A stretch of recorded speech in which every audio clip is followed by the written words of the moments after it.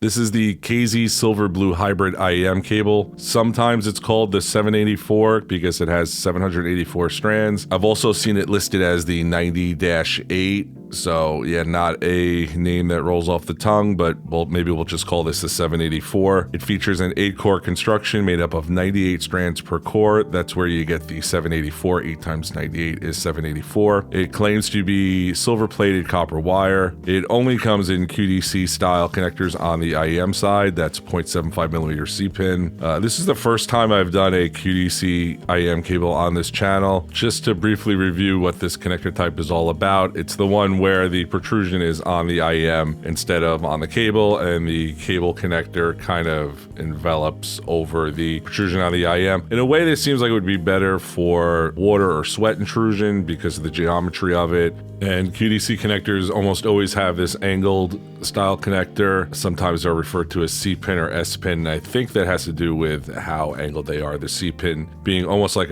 closer to a right angle, and the S-pin being more like a 45. And finally, the inside part of the connector is oval shaped, unlike I think it's TFZ where that has more of a square shape. Most of the cables made by like KZ and CCA tend to have this style of connector. And one last note, you can take a normal 2-pin connector and typically plug it into a QDC style IEM, but a QDC cable will not work on a kind of standard 2-pin IEM. So that's something to keep in mind. But anyway, this cable only comes in QDC, and the only option for a termination is 3.5 millimeter single-ended, which is perfectly fine. It has an advertised length of 1.25 meters, and it goes for somewhere around $14, depending on where you find it. There's also another very similar cable that's called like the gold silver copper earphone cable that seems to be the same cable in a different color, although the description of that cable claims it has different material it's using for the conductors inside, but who knows, I doubt it. I think it's the same cable in a different color, but whatever. All right, let's have a look. So this is a relatively thick and heavy 8-core cable, and it's flexible enough, although it doesn't feel very soft, and it is a little bit memory prone and kinky, as you can see here. And even though the flexibility is pretty good, whatever material they're using for the outer jacket is not soft. It feels a little bit rough and plasticky, but the braiding is nice and tight, and the cable seems fairly well made. It is rather heavy though. I'd be curious to see. We'll weigh it here in a little bit and compare it to the weights of some other IEM cables, but not a bad looking cable. It's got this kind of silvery blue color with polished aluminum hardware. And we'll take a closer look at the braid here, and a very nice and tight braiding. That's definitely not a problem. Pretty good looking cable overall if you like these, white or shiny bright colors. Not my first choice, but this is okay here. And above the Y-split here, you've got a 4-core braid going up to each IEM. The braiding here is not quite as good as it is below the Y-split, but that's okay. And we'll have a look at the hardware here, starting with the Y-split. You've got a cylindrical shaped polished aluminum Y-split, and the chin, there's no fucking chin slider. Well, anyway, the Y-split seems okay. There's no strain relief or anything, but it seems well made enough, so it should work just fine.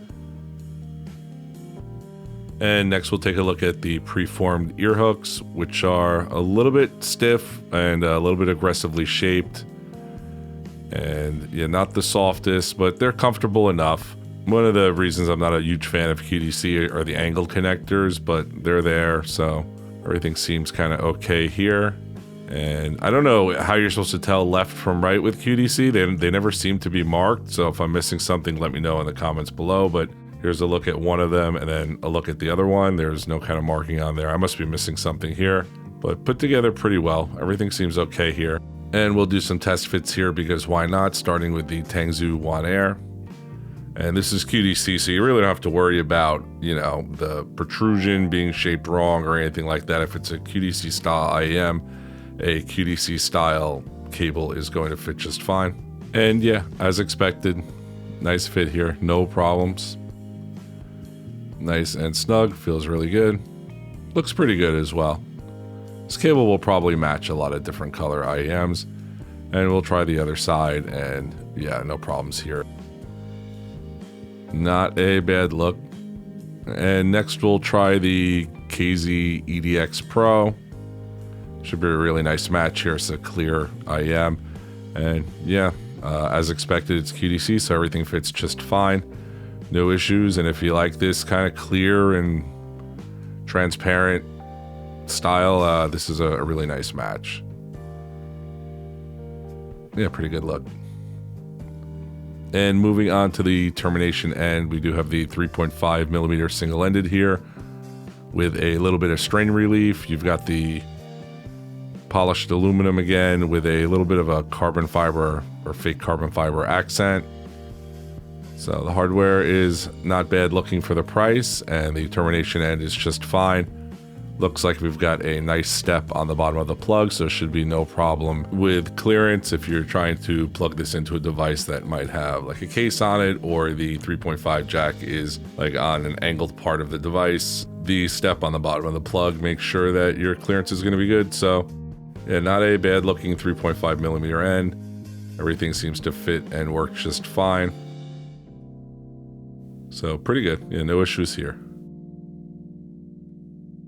Next, we'll do some test wraps, starting with the IEMs connected. And when the cable itself has this much weight, it's kind of usually easy to manage, because if the cable is a little bit stiff or finicky, the weight of the cable will be enough to kind of hold everything in place. And yeah, there we go. Very well behaved once it's wrapped. Pretty good. And next we'll take the IEMs off here and see how it wraps without IEMs connected. Should be about the same. Again, this cable is it's flexible enough. It's just I'm not a big fan of the feel. I wish it had a softer feel. So we'll give it a wrap here without the IEMs connected, and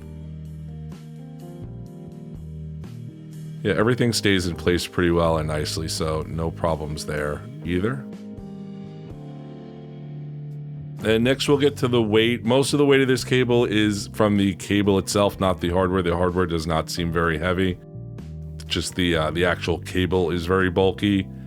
And yeah, 44 grams, so that's pretty heavy. That puts it all the way up just below the First Touch, which has stainless hardware, and even above the Grammar Pro, which is a cable that includes a boom microphone. So kind of ridiculously heavy. Maybe that's why they left the chin slider off, because it would have been too heavy. Yeah, anyway, that's a little bit crazy. So yeah, overall this cable, I mean, the weight is kind of holding it back. The kinkiness here is not great. I wish it felt a little bit softer. I mean, it's only 14 bucks. It's a good looking cable, and if you like the look of a thicker cable, you're gonna get that with this cable for sure. But yeah, the lack of the chin slider, the ear hooks are just okay. The cable is a little bit kinky and exhibits some memory, and it's a little bit rough feeling, but it's not horrible. It's not the worst cable I've used, but not quite my favorite cable either. Although if this is a look that you're going for, or you don't mind that the cable is heavy and you want a cable for your QDC IEMs, it seems all right. Let me know what you guys think about this cable in the comments. I'm going to probably try to do a couple of more QDC cables here before too long. But yeah, I'm not super impressed with QDC overall. I prefer kind of standard 2-pin.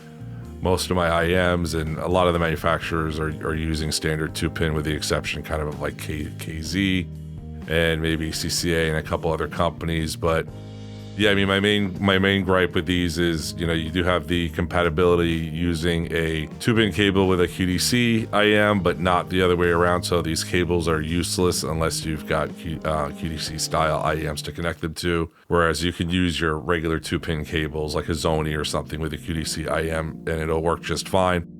So yeah, let me know what you guys think.